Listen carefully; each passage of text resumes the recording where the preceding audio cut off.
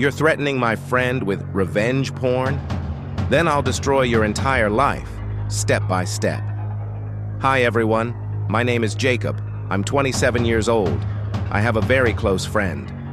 Unfortunately, she made several careless and naive decisions. She met a man online who impressed her quite well and seemed trustworthy. They chatted for a while, and during their conversations, she sent him personal, intimate photos, believing him to be trustworthy. She didn't know much about him, just his name, username, approximate area of residence, and his industry. He lived outside our country, but mentioned that he was planning to travel nearby for business soon. They even had tentative plans to meet in person. However, over time, warning signs, red flags, began to appear in his behavior. She began to doubt him and eventually decided to break off communication and cancel the meeting. And then this man showed his true colors. He threatened to publish her intimate photos online if she refused. And now the important part, I'm a lawyer by profession, so I didn't lose my cool. I decided to act quickly and calmly. First, I gathered all the materials she could give me: correspondence, his photos, profile information. His online handle turned out to be the key. I searched it and found his TikTok account.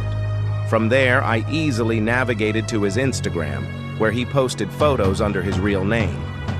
Next, I found his LinkedIn page, where he listed his place of work and job title. Interestingly, one of the photos he sent to my friend matched his work attire. He was wearing a branded polo shirt with the logo of the company listed on LinkedIn. After that, I conducted additional research and found the contact information for his company's management, the email addresses of the CEO, VP of HR, operations manager, and head of public relations. I then prepared an official letter on behalf of my client. I attached the following: screenshots of his threats to publish intimate photos, excerpts from correspondence showing his username, which matched his social media accounts, photos of him wearing his company's branded clothing, pictures of his motorcycle with a clearly legible license plate, proving his identity, messages in which he discussed incidents at work, bragged about having sex with an ex right there in the office, and even made plans to have sex with my friend in his office. Furthermore, he sent her a photo of his work laptop with an open Outlook calendar, showing his work tasks and confidential company information. He wanted to prove that he was truly busy. He also took and sent photographs of his office, including images of employees who clearly had not consented to being photographed. In the letter, I clearly explained to the company's management that I had evidence of his extortion threats, that my client was a U.S. citizen and resided in the U.S., that this man, a citizen of another country, had threatened her online, and this was covered by U.S. federal law. I also informed them that I would forward all the information I had gathered to local law enforcement agencies in his area of residence. Since he was planning a trip to the U.S., I would also forward the materials to the local FBI office. If his company decided to continue working with him and send him on a business trip to the U.S., federal agents would be aware of his arrival and would meet him upon arrival. I have connections. One of the assistant U.S. attorneys in our region is a former law school classmate of mine, so I already had the necessary contacts. Furthermore, with his motorcycle license plate number, I easily found out his residential address. Tomorrow, I'll contact the police at his place of residence and formally file a report. Did you seriously think you could threaten my friend while hiding behind the anonymity of the internet? That no one would know who you were? That you could blackmail people with impunity? Wrong. It only took me 45 minutes to tear your life apart and completely blow your cover. Her attitude toward possible publication. My friend isn't particularly afraid that he might actually post the photos. For her, the most important thing was to show him that she knew who he was and that he was no longer hiding behind anonymity. Comment. Just a thought. If he's already suffered consequences for the actions he only threatened to take, then he has no reason to hold back. He can just post the photos. He has nothing left to lose. If I were you, I'd gather evidence, as you did, but I wouldn't act so quickly. It would be better to use this as leverage rather than immediately shoot. These are just my thoughts. My response: I categorically disagree with this logic. In reality, he still has a lot to lose. A threat is one thing, but actually publishing intimate material is a completely different level of responsibility. Publishing revenge porn is a crime that could cost you many years of freedom. The threat is already illegal, but the action itself is punished even more severely. As with any crime, prison is a deterrent. People who engage in blackmail and extortion hope for the opposite. They enjoy forcing their victims into a state of fear and helplessness. But at some point, the victim may stand up and say, "I know who you are. I've already harmed you. If you try what you threaten, I'll do even more." And be prepared for the consequences. My friend is in exactly this position. She has consciously accepted the possibility that he might still post the photo and is comfortable with it. If he takes action, I will help her take the next legal step. Important clarification: he is now bearing the consequences not for the actions he might have taken, but for the threat itself. This is a fundamental difference. Threatening to distribute intimate materials is a crime in itself. So this isn't a story about ruining the life of a guy who did nothing. Number: he already broke the law the moment he made the threat. Are you in love with her? In a platonic sense, yes. She's very dear to me, like a close friend. But there are no romantic feelings. I'm in a relationship, single, and not looking for anything else. Updated, April 4th, 2024, the next day. Less than 12 hours have passed since my first post. Before I move on to the rest of the story, I want to clarify one point that some people have questioned, namely, why and how I contacted his employer. Some question the veracity, claiming that no lawyer would do that. Everything described is true. But yes, I initially omitted some details for obvious reasons.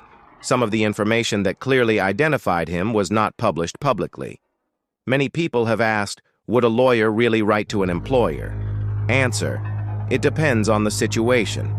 In this case, I wasn't acting as a hired lawyer, but as a friend. But a friend who also happens to be an employment lawyer and knows exactly where and how to apply pressure. I knew from the start that the mere fact of threatening revenge porn was unlikely to impress his company. If I had simply shown screenshots, the most they would have responded with would be, "Thank you for your message. We neither confirm nor deny that this person works for us. You only have assumptions, screenshots, and a nickname that can be faked. Contact the police if you feel necessary. We will cooperate with law enforcement if necessary." And this is a completely logical reaction because screenshots are easy to fake. But the situation changed when he himself sent a photo of his work laptop containing confidential information, as well as photos of his colleagues without their consent. Now that's undeniable. This information cannot be fabricated from the outside. The company can easily verify through the IT department that it is indeed his device. Taking photos of employees without their permission is a direct threat to the employer. This is precisely what led to the attack on him at work. My advice to my friend was simple. Don't block him. Just wait. Don't respond. Let him self-destruct. And he really did start digging his own hole. Update: in 1 hour, he's fired. Now that we have 100% confirmation that the person in the correspondence and the company employee are the same person, we are passing the materials on to the local authorities in his country. We have his vehicle registration number. Finding the address is no problem for the police. Question from the commenters: how did he react? Predictably, a ton of messages along the lines of, "How could you?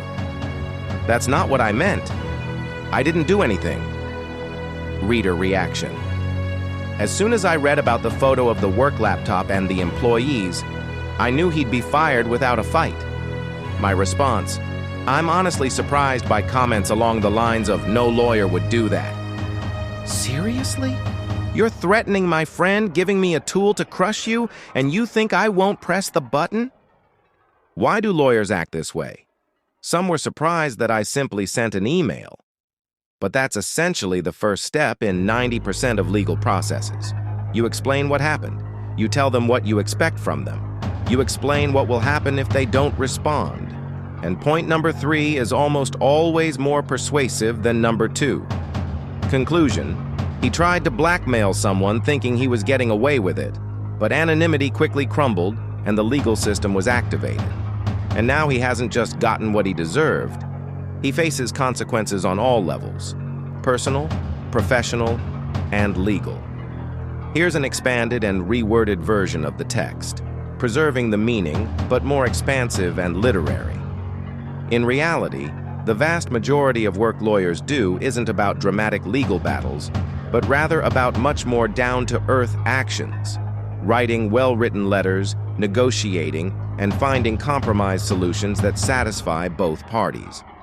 Often, a single clearly and sternly worded letter from a lawyer can resolve a problem more quickly and effectively than any high-profile and expensive lawsuit. This is precisely what most of our everyday practice looks like. Comment: I would understand the confusion if this were just a client, but this is your friend, and they literally put themselves in harm's way. How could they not take advantage of this? I don't understand what people imagine when they say, lawyers don't do that. It's exactly the typical situation. My answer: yes, exactly. I never said I was a criminal lawyer or a tort specialist. My area of expertise is labor and corporate law in the public sector, and that means I know exactly how to make a company feel extremely uncomfortable. I was well aware that I didn't have enough evidence to initiate a criminal case, but that wasn't my goal. I'm not an investigator or a prosecutor, but I was well aware of what evidence I had and how to present it so that this person's employer would have no doubt whatsoever that their career here was over. That's my area of expertise. I know how to exploit corporate weaknesses and achieve the desired result without unnecessary fuss. A long comment from me on what it really means to be a lawyer, that's where the misunderstanding lies. I really did act as a lawyer, just not in the way it's usually depicted in movies or TV series. In the public mind, a lawyer is a man in a suit who loudly speaks in the courtroom, juggles evidence, and creates emotional scenes. In reality, a lawyer is essentially a professional bad day threat. The world is structured in such a way that a huge number of people and organizations prefer to ignore, intimidate, or simply dismiss those who are trying to seek justice. If the victim lacks the knowledge, money, or resources, then from a business perspective, it's much cheaper to say no. What will you do? And that's where we come in. A lawyer is someone who enters the conversation as someone who says, a lawyer has joined the chat. And 90% of our work isn't lawsuits or hearings, but simply showing up and clearly explaining the consequences. We present a choice in a very simple way. You have 2 options. Option number 1, you sit down, listen, and do what I say. It's unpleasant, but bearable. Option number 2, I stop being kind. And when I'm done, you'll look back on this moment and think, I wish I'd chosen option number 1. I'm being as polite as possible right now. You have 5 minutes. The clock is ticking. This is how most legal showdowns unfold in real life. That's exactly what I did. No theatrical scenes, no loud statements, just calm, methodical pressure, and a clear statement of the consequences. Thank you to everyone who listened to my story to the end. I hope you enjoyed it.